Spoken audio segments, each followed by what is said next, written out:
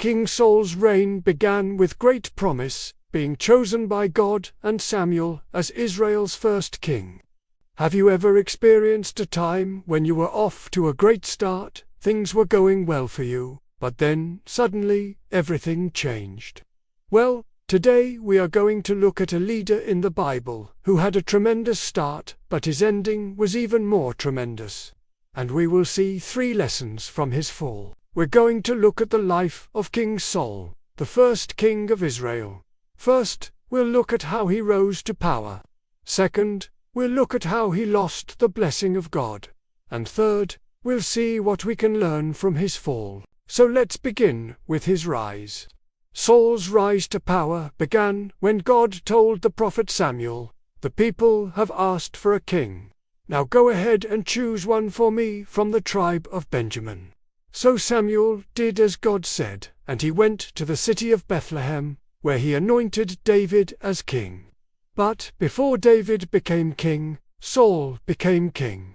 And when Samuel had finished anointing him, the Spirit of the Lord came powerfully upon Saul, and he prophesied, and as the people were celebrating, saying, "God has established a king over us," Saul said to them, "This is how we will celebrate the king who has come to us." So Saul and all the people celebrated before the Lord that day. And the next day, Saul held court at the Jebusites, and all the people came to him. Next, we see that Saul began to conquer the enemies of Israel. He led the Israelites to victory against the Ammonites and the Philistines. And so this is what caused Israel to have great respect for Saul and accept him as king. And the kings that were around Israel trembled before Saul. And so this is how Saul began his reign. With God's Spirit upon him, with great victories, and with the people honoring him as king. However, we see that Saul would eventually lose all of these blessings. And how did this happen? Well, it happened when Saul didn't obey God. When the Amalekites made war on Israel, Saul defeated them. And so God spoke to Saul, saying, "Go and utterly destroy the Amalekites and all that they have, and do not spare them."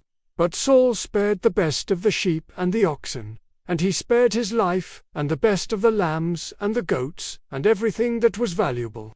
And he thought, "Surely my goodness is approved in this matter. Surely the Lord will be well pleased with me." But Samuel said, "You have done foolishly. You are not to be king over Israel." And when Samuel turned to go away, Saul grabbed his cloak and pulled it. So Samuel said, "Why have you done this? Is it not right for you to be king, since you have rejected the word of the Lord?"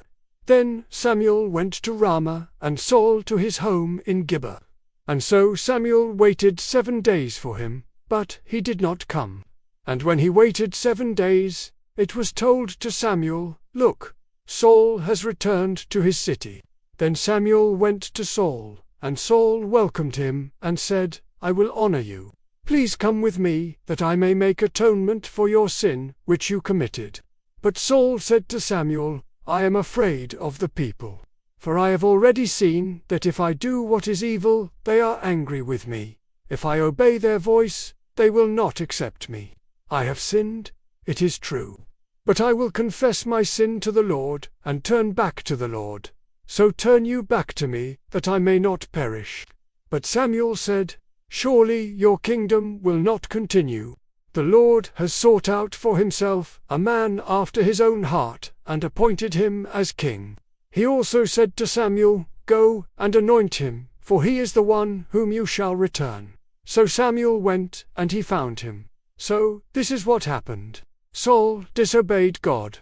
God rejected him, and God found a new king after his own heart. And what does this teach us? It teaches us 3 lessons. First, when we disobey God, we lose God's presence.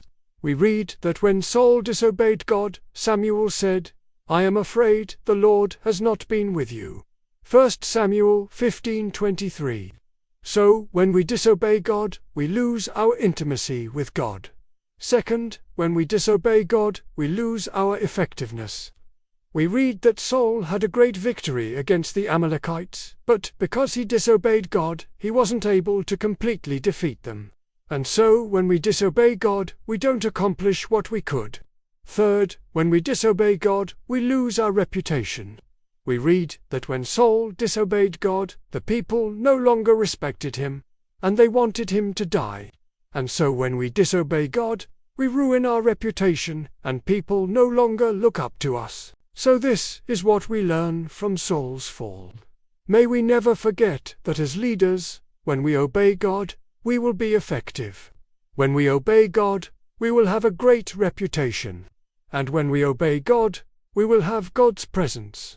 And so let's make sure that we live lives that honor God, because when we live lives that honor God, we live lives that will leave a lasting legacy. This has been History Under 5 Minutes. If you like this content, please subscribe and hit a like as well. Thank you and see you in the next video.